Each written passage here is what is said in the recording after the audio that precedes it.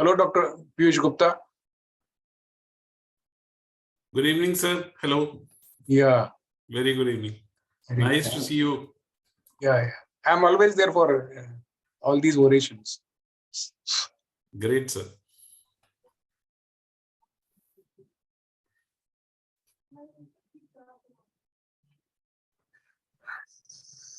So I think we'll start now. It's 8 o'clock. Yes. Good evening, friends, and welcome to the 10th iteration of Rita Sood Memorial Oration. I'm particularly happy today because my dear friend Piyush is the speaker, and given his prolific writing of books, papers, publications, and his vast experience as a teacher, now as a principal, earlier as editor of the journal Indian Pediatrics, and president of the Indian Academy of Pediatrics. I'm sure we are in for an academic treat. So can I invite Dr. Tamkin to please introduce the guest speaker? Thank you, Professor Tejinder, Professor Sanjay Bedi, Professor Piyush, all of the guests who have joined in together today, or rather all stalwarts of medical education from even abroad, I can see today. It is my privilege to introduce Professor Piyush Gupta, who is going to deliver the prestigious Rita Sood oration today as part of Project Samman. As Dr. Tejinder already introduced him, he's the principal and professor of pediatrics, University College of Medical Sciences, Delhi. And he has many awards to his credit. He was awarded Outstanding Asian Pediatrician in 2022.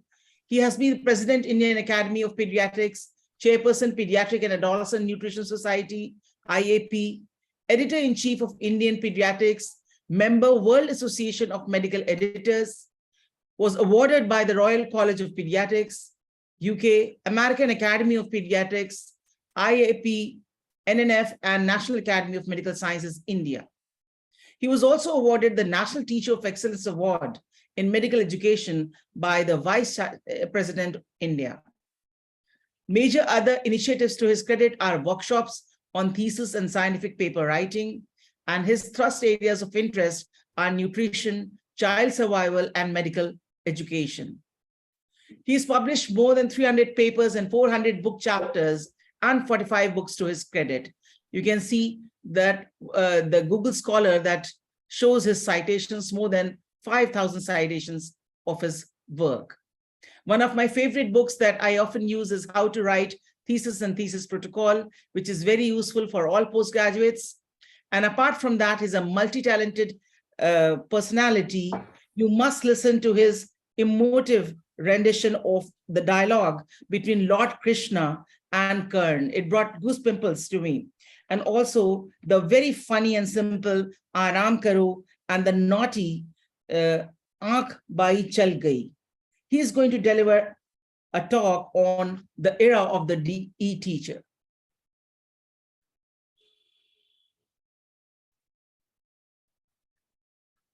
Over to you, Dr. Piyush. Please share your screen and deliver your talk. First of all, let me, am I audible? Yes, you are. Okay. So good evening all. First of all, let me thank the Medical Education India Group for bestowing upon this honor on me in memory of none other than Dr. Rita, whom I first met around 25 years back when we were together at a curriculum development workshop at Bengaluru for the, I think that was around for the 1997 curriculum that was being made by the MCI. So I'm fortunate she visited our medical education unit at UCMS, and we have fond memories. A few photographs I'm sharing with Professor Rita Sood. And thank you, Dr. Tamkin, for such a nice introduction. And I wish I was delivering those rendition of those poems rather than the oration, because I would have loved them more, but some other time. So what I'll be discussing today is the topic was the era of e-teacher. So how the era e-teacher has evolved. So I think we should start first from the e-learning. And let me tell you, e-learning, e-learner, and e-teacher are totally different entities. They are, there is an evolution, and we will discuss how this took place and how e-teacher is not as simple as it sounds. A physical teacher is very simple to see his teaching, but an e-teacher is a little bit complicated business. The evidence base, where the focus is on the learner in e-learning, how did the e-teacher emerge, and my own personal experiences as an e-teacher in my journey in Indian Academy of Pediatrics and also in the profession of pediatrics, and the role of e-teacher and whether the e-teacher is going to survive in the future. Now here you can see a few definitions of e-learning which are not correct. So let me tell you that you may find these definitions, that use of internet technology. So simply use of internet technology is not e-learning. You also know the common denominator is the use of technology primarily and electronic devices to enhance the learning. So e-learning may also be defined as an approach to teaching and learning representing all or part of the educational model applied that is based on the use of electronic media and devices and tools which improve access to the training, communication, and interaction. Now, the technology has evolved, as you can see in the day-old age when we used to write on Tamrapatra, and from there now evolving to the computer. And the aids have simply also changed recently. This has happened very fast in last few years, from Blackboard to LCD, PC, etc. Especially after the not so warranted COVID pandemic that occurred. The learning model similarly are changing, and we need to know, how do people learn in a digital environment? Is e-learning effective? Are learners ready? And what are the new learning models which are needed nowadays? I think most of us know, but there are some beginners as well here. I just thought I'll enumerate a few differences between the traditional and e-learning approaches. E-learning is unlimited, anytime, anywhere. The tools or the content involve the multimedia, simulation, digital library, and synchronous and asynchronous communication. We'll come to that, what is synchronous and asynchronous, and the learning path and pace are determined by the learner. As I said, it has been a complete revolution from traditional learning, where only there were printed books and physical classrooms. We have come a long way to e-learning with internet platform and non-centralized teaching. And then the future is a smart learning with the Internet of Things, with smart teaching and with unlimited platform and virtual physical mode. Now, what are the characteristics of e-learning? The three major primary characteristics of e-learning are the nature of the learning experience, that is didactic, active, or interactive. Then is the synchronicity of participation. And lastly, the presence or absence of face-to-face instruction. We all know what is didactic is used when the learning material is literally handed over to the student. Active, when the student has some control over the learning. The learning is termed synchronous when the instructions are provided on the spot, as in face-to-face teaching, and asynchronous when there may be a time gap between the instruction provided and other thing. And face-to-face and complete face-to-face is a classroom, and complete and blended, you all know very well. E-learning, the common e-learning designs are, as you can see, they can be computer-based, which can be online or offline.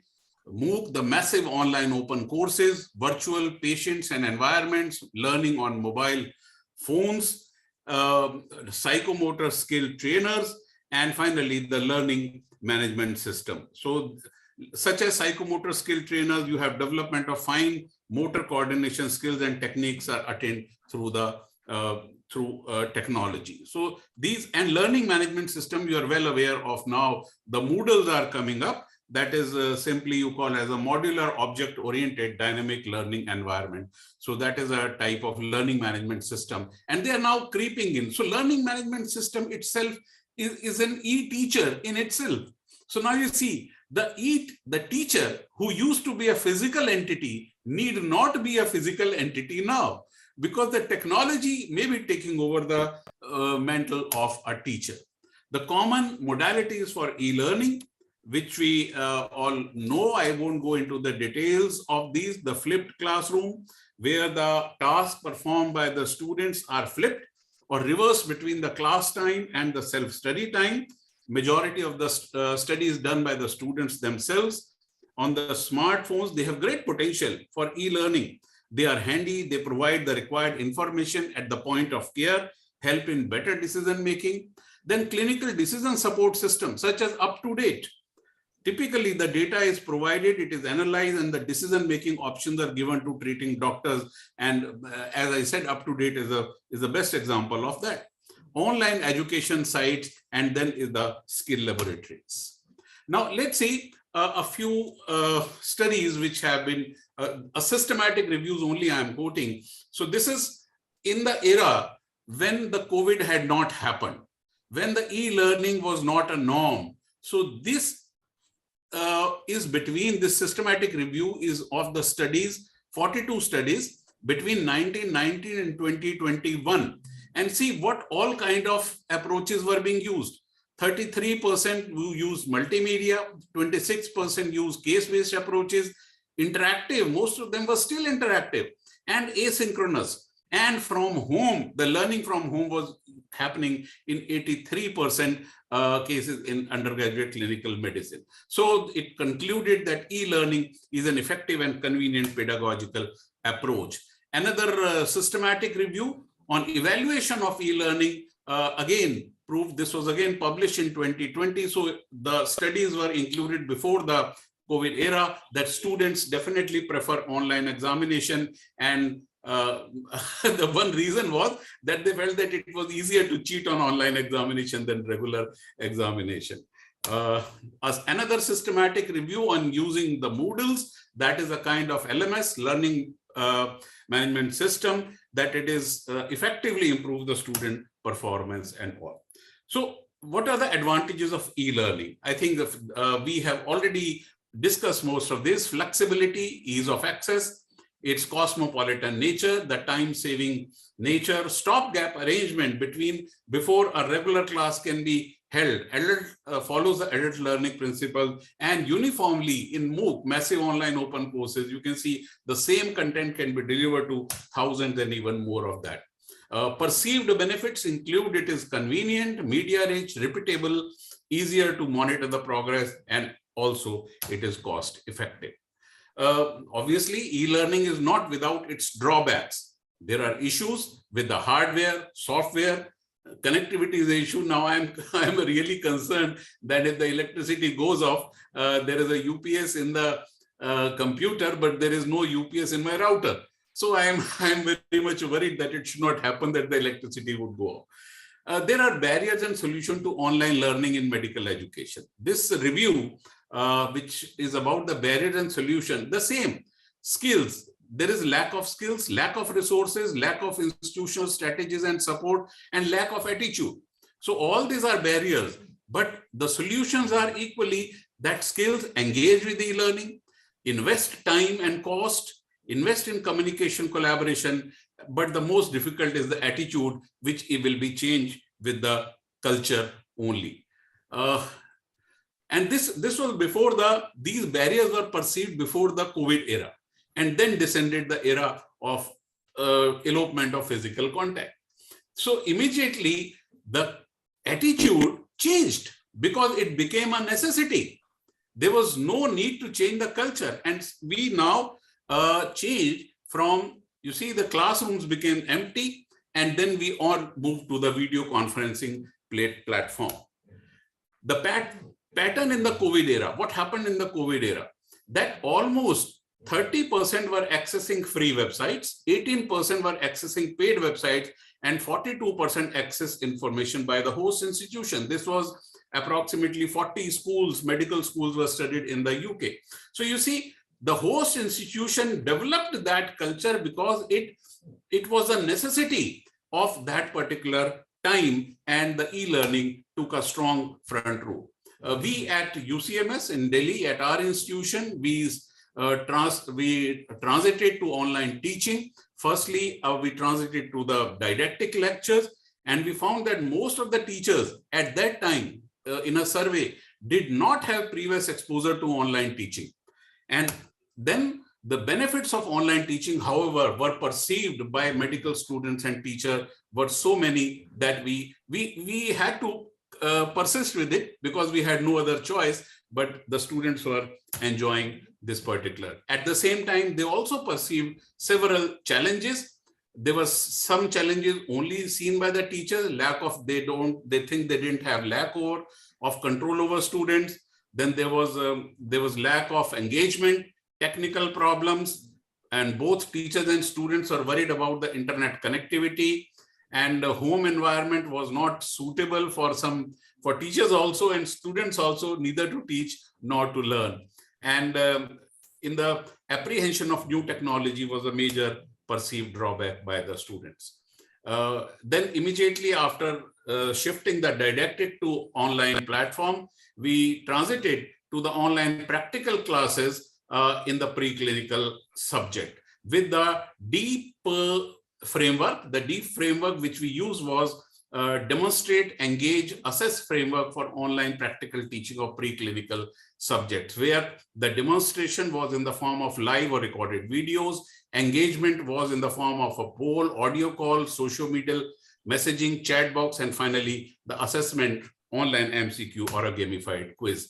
And finally, this was our final nail, that when we finally were able to shift the ATCOM also training to the online module of teaching, which was a major challenge, but I hope we happened and we handled it well. So we could manage with all the three cognitive, psychomotor, and behavioral modes on the online function. Now, coming to the second part of this presentation. What is e-learning? So far, we talked about e-learning. We talked about e-learner. And now we are going to talk about e-teacher. E-learning primarily, as I said earlier, simply use of technology, use of e-media in the knowledge transfer. E-learner, in the simplest of terms, is the beneficiary of e-learning, is the e-learner. Now, who is the e-teacher?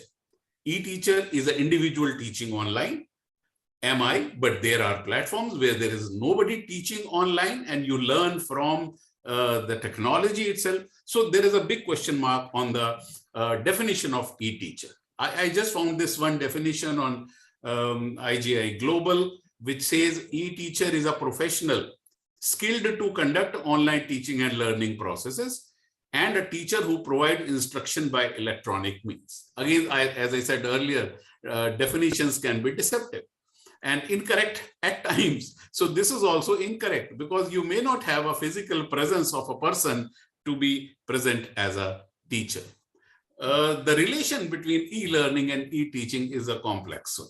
As I said, ye rishta kya kehlata hai? Where the e-learning, in the e-learning, the focus is on the learner and the learning process. The term teaching is used in two different ways. Teaching as the teacher activities and teaching as the system of instructional activities.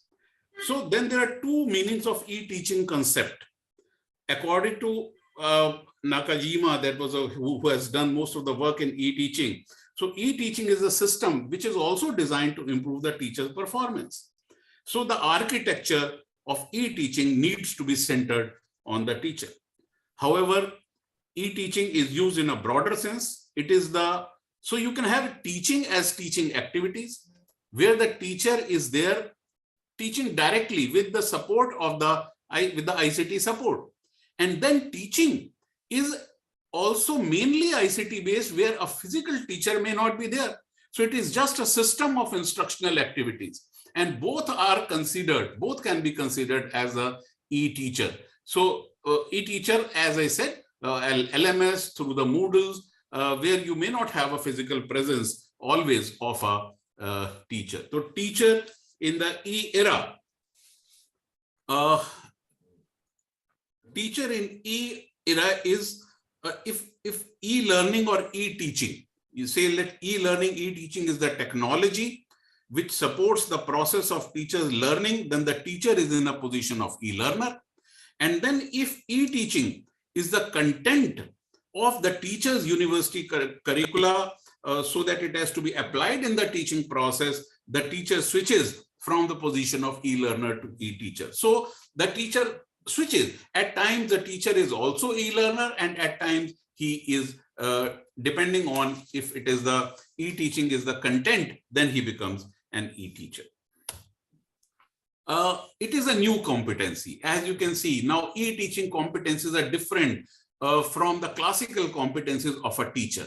And these include primarily, there are majorly, there are three fundamental professional competencies.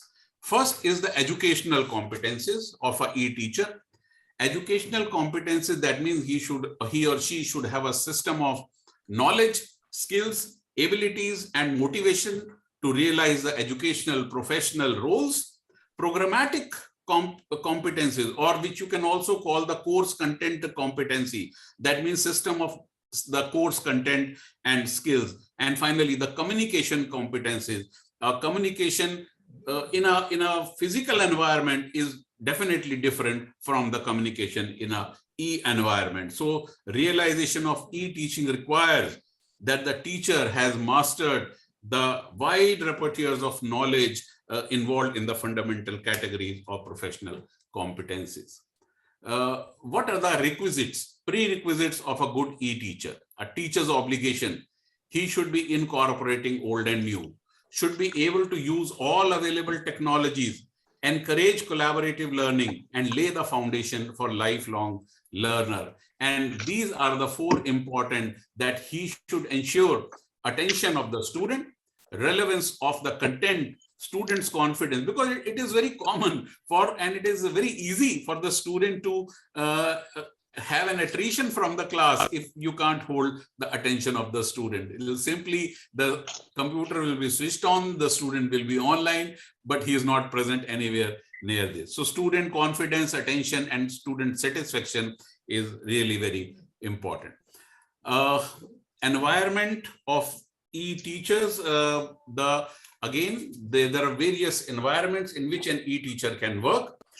Teacher can create discussion groups, just the various modalities. Where these are endless. Teacher could post a question and request students to comment, and students can then post their comments back, and then teacher can interact, can encourage community participation, and then can also have an asynchronous discussion forum. So it simply creates a culture or an environment around the teacher where the students revolve around him and he is virtually there. E-teacher, an e-teacher is a one. Without an email, there is no e-teacher. So you have to be well versed with all these tools of email, chat, and web. They are simple, effective. Students can submit assignments. There is this is a resource center, and you can support images, audio, simulation, multimedia through, again, all these things. Video conferencing, I need not impress upon. Like we are now today, this is a sort of video conferencing where you can conduct a live lecture as we are doing today. You can communicate with the parents. So there can be a two-way interaction, and with Zoom platform and all other such platforms, the interaction has really increased. E-learning, which used to be passive in one time, which used to be didactic, has now become interactive, and it can also be used or later be used for demand lectures. Online multimedia learning, I'll share some examples where I have used the online multimedia learning for ongoing professional development, where you have a central control of content, same quality of content for all and same quality of education, but it allows you with more interactivity and teaching and learning in one-to-one environment. Now, coming to the teachers' ICT competencies, there are three dimensions of the teachers' ICT competencies. Number one, the teacher knows what learning activities ICT can be used in teaching. This is teacher ICT awareness. The teacher has the necessary skills for using hardware and software. This is known as ICT readiness. And the third is where the teacher knows the pedagogical and didactical elements of ICT, which comes with ICT drill and practice. So all these three, these are the core competencies, which other than the one which were more practical, which I enumerated earlier. And as in the proficiency, again, a teacher or the e-teacher, there are standards of proficiencies, classically described as 8-point scale, in which you start from the knowledge of basic computer and technology, using computer or technology for personal or professional use, applying it in the instruction, that is the standard 3, then going to apply these concepts and making decisions concerning the social, ethical, and human issues related to computing and technology. Then is the productivity tools, where you integrate advanced features of technology-based productivity tools to support the instructions and extend the communication outside the classroom and enhance classroom management. And finally, you go on to research, problem solving, and product development in ICT and information literacy skill, that you develop information literacy skills so that you are able to access, evaluate, and use information to improve teaching and learning.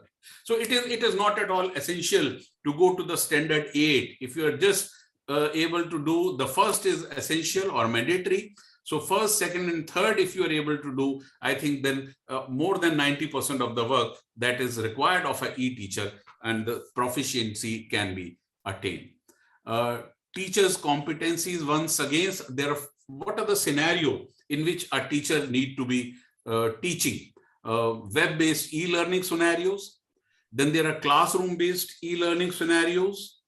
These are the few models in the e-teaching scenario. Teacher can be in the position of the creator, and they need to rethink their underlying assumption. Scenarios of net-based course, e-learning with streaming technology in the hypermedia learning, and scenarios of e-learning based on the combination of the traditional classroom learning and e-learning.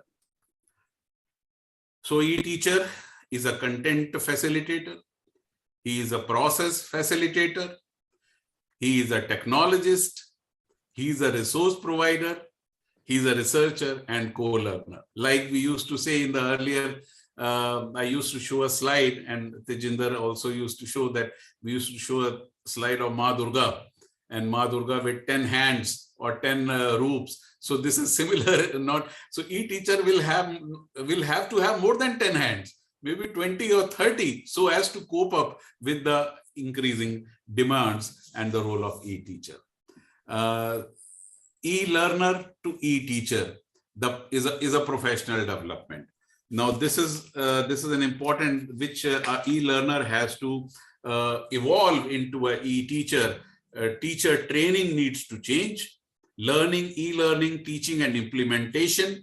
Professionalism as e-teacher, again, the meaning of professionalism as e-teacher will be totally different. And there will be learning management of e-teaching has to be taught. So it is just a food for thought. Like all revised basic course and also the advanced courses, I think they need to focus now more on e-teaching rather than teaching in a classroom scenario. And so that's why I said, NMC, are you listening? So if not NMC, all the advanced centers, regional centers, we need to definitely push reform in the revised basic courses and advanced courses to be more oriented to e-learning and e-teaching, because e-teaching or e-teacher is here to stay. And if we don't stay with time, then obviously we are going to lose the students' attention and content. There is a need to augment, as I said, the capacity building is important of the teachers.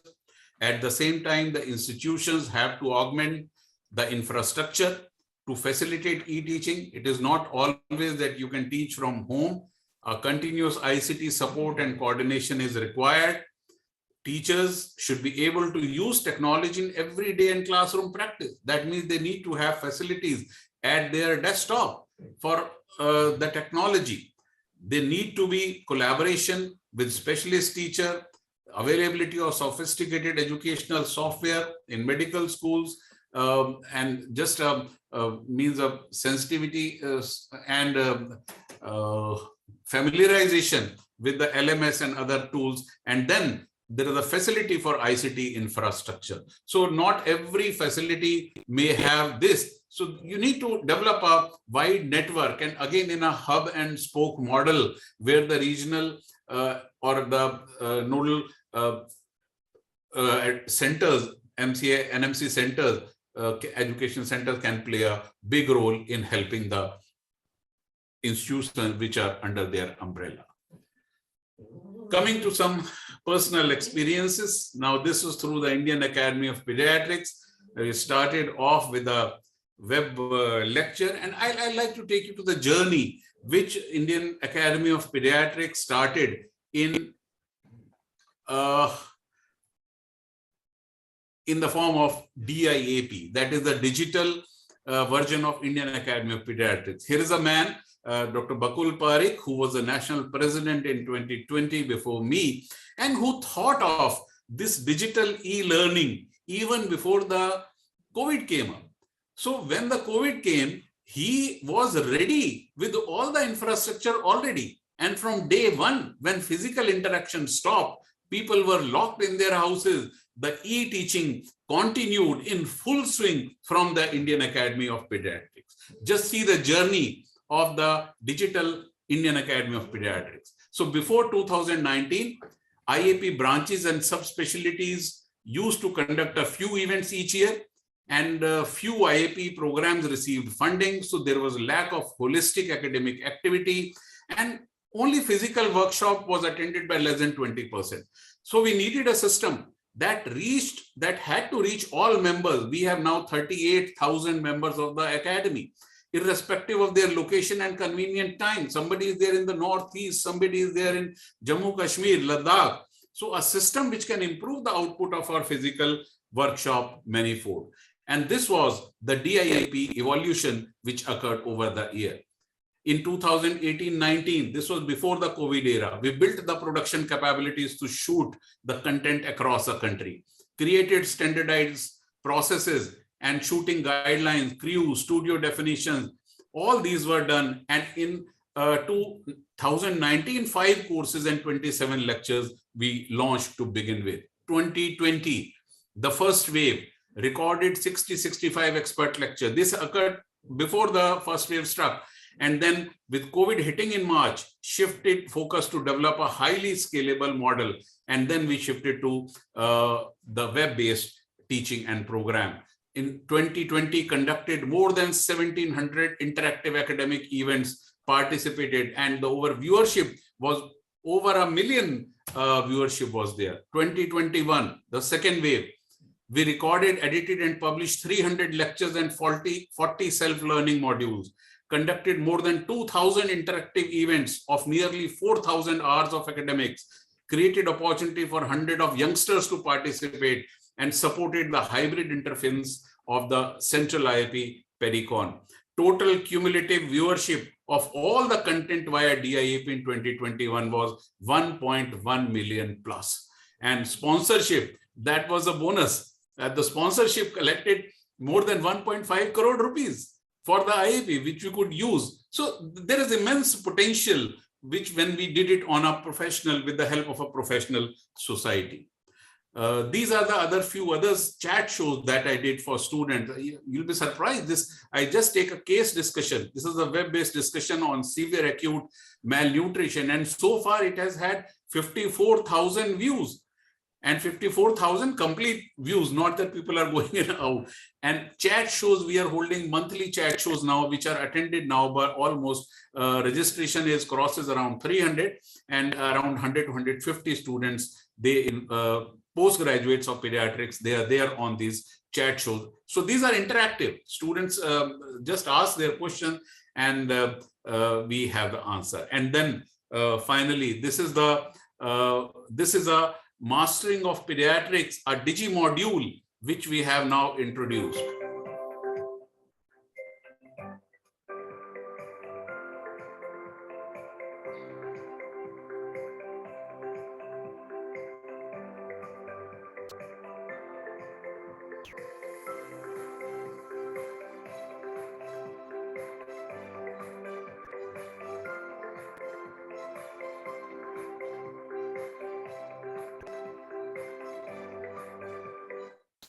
So as you can see, this module consists of 125 sessions taken by 100 eminent pediatrician teachers all over the country, and it is available in a module form.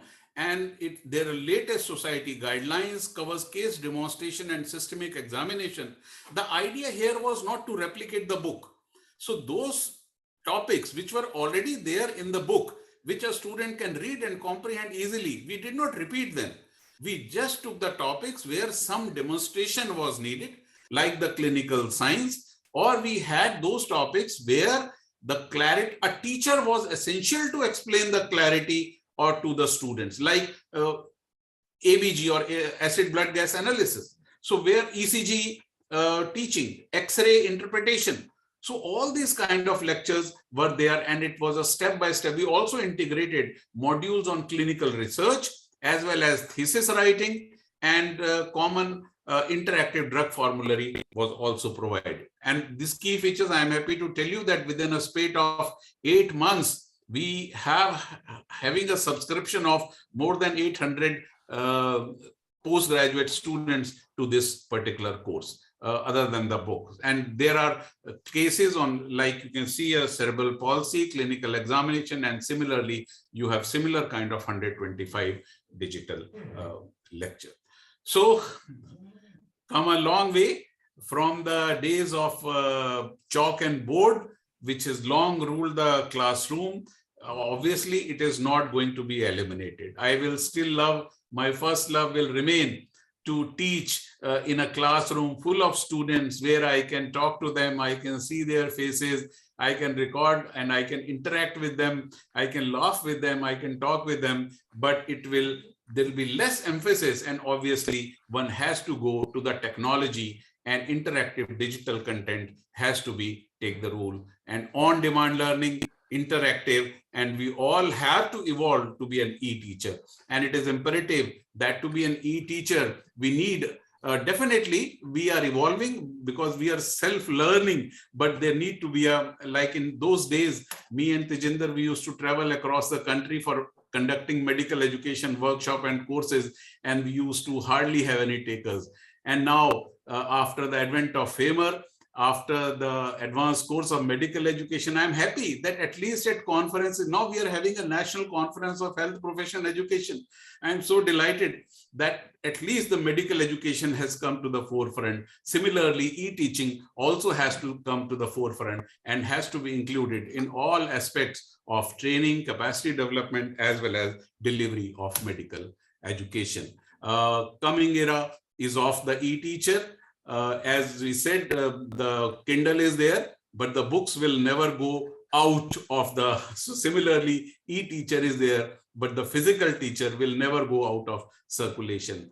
ICT, technology, e-learning offer opportunities to raise the educational standards. Large range of tools are now available for teaching and learning. So the time has come to exploit and close the digital divide, to make our mindset, change our attitude, which has already been done by COVID, and at least we are now geared to face this technology and be prepared for an e-teacher. Thank you so much for patient listening, and I am really once again grateful to the medical education group to giving me this chance to present this very fascinating, and I learned a lot when I was preparing this particular session.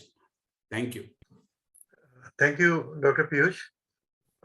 I was particularly interested in listening to your last sentence that the role of the teacher in the blackboard is not going to go away. Rather, they are going to be there. In fact, I remember in this MEU India group maybe 4 or 5 years ago, when there was a online discussion on e-teaching, and one of the teachers had raised this apprehension that if you have too many MOOCs and too many distance educations, then maybe my job might be in jeopardy. And then Dr. Vinay Kumar, the editor of Robbins Pathology, he was also there in those fora, and he gave a very nice example which I'd like to share with all of you. He said that now, with the advent of ATMs and other machines coming, it doesn't mean that the banks are going to close down. Only thing is that you will not go to the bank for withdrawing money, but you will go there for other reasons. So same way, even with e-teaching and e-learning, the role of at the back of it is going to be the teacher. The planning has to be done by teacher, the monitoring has to be done by teacher, the implementation has to be done by teacher. Only thing is delivery mode is going to be different as compared to what we currently have. So thank you very much for emphasizing these points. And although by convention we don't have questions in oration, but one or two comments, if somebody wants to make, I'll be happy since we have some time available with us. Dr. Jamkar, would you like to say something? Yeah, I think it was an excellent discussion. Everybody is thinking in terms of E. It is far better because I firmly believe that technology can always solve the healthcare problems of India. And I think one of the main stumbling block has been training people.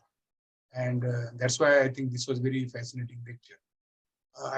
I wanted here to describe a little more about e-teacher's role in psychomotor skills, because that is something I'm going to talk in HP. And then I thought you would have some experience of psychomotor skills, because we are talking of all high-end technologies. We need to have some basic technologies which are affordable to the medical college or giving an psychomotor skills.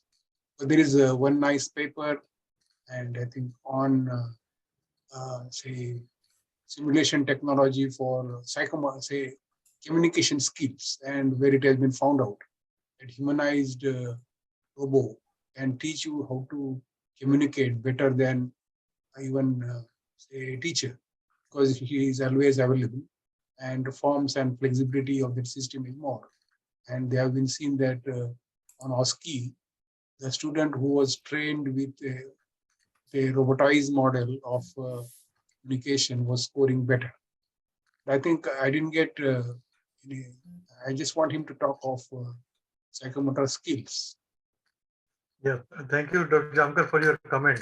But given the time available to us and the varied interest group, I think it was probably too much for him to fit everything into 1 hour slot.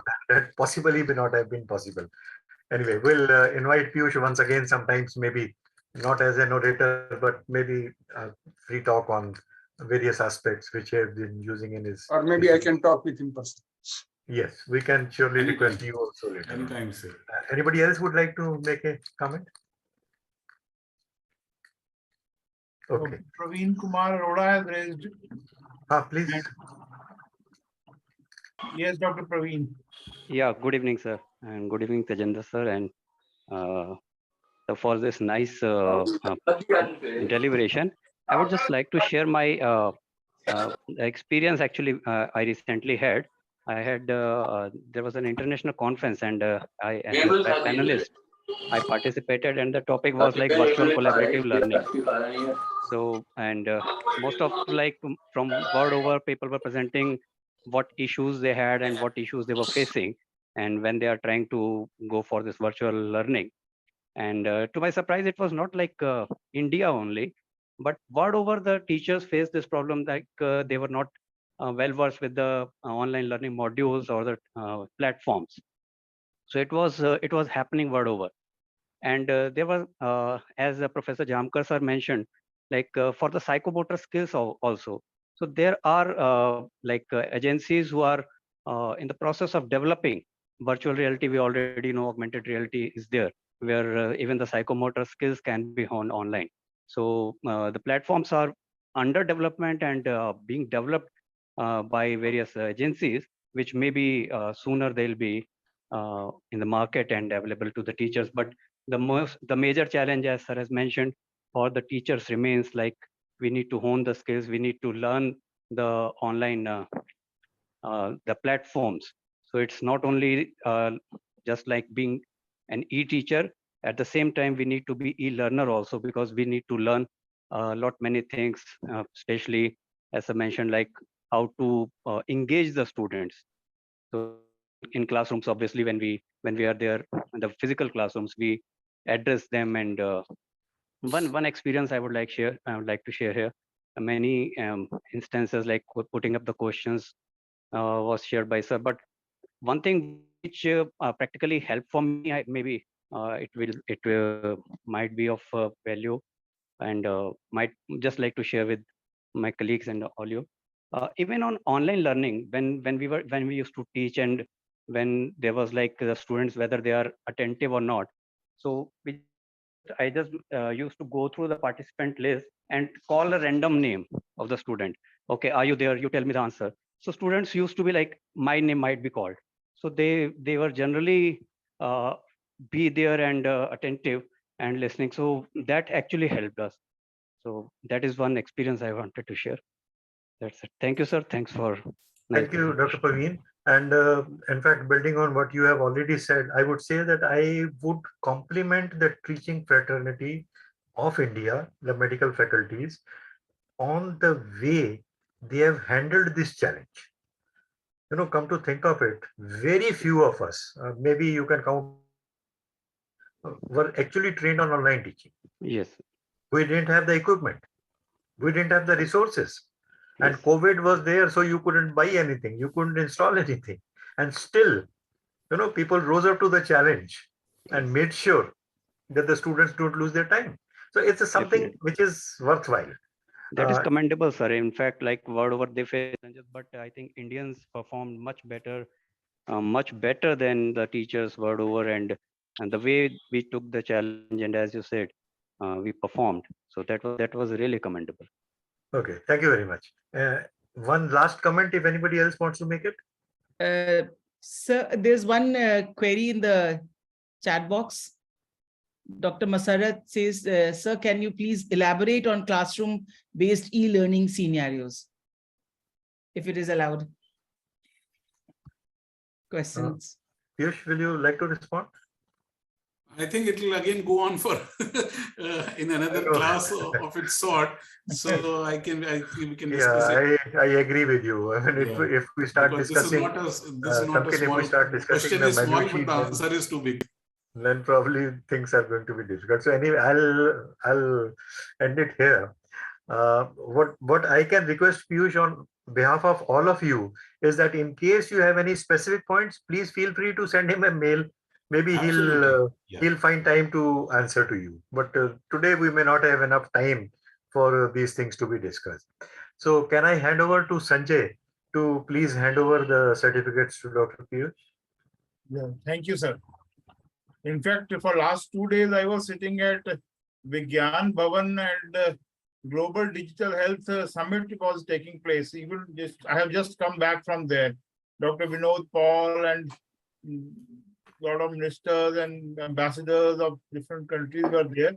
And they took a pledge that by 2028, they globally digital health for all, and metaverse and whatnot, 5G technologies, applications. I mean, they were all being presented. I mean, the coming potential is huge. So